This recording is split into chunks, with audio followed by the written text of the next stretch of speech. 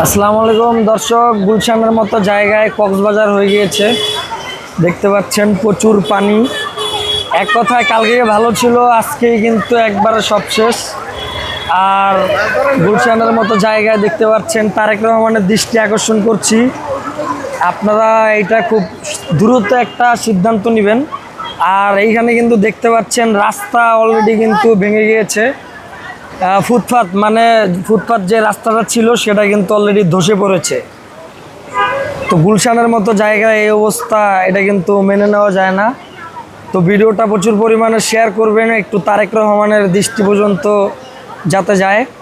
আর এটা খুব শীঘ্রই যাতে একটা ব্যবস্থা নেয়। এটা হচ্ছে গুলশানে মানারাতে যাওয়ার পথে যে রোড, সেই রোডে দেখেন অবস্থাটা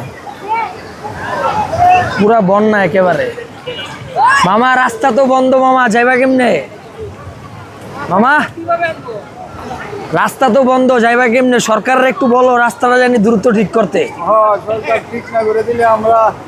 কারণ তোমাদের তো প্যাডে লাথি, কারণ তোমরা তো এই যে গুলশানের গাড়ি নাকি। তো দর্শক দেখতে পাচ্ছেন গুলশানের গাড়ি।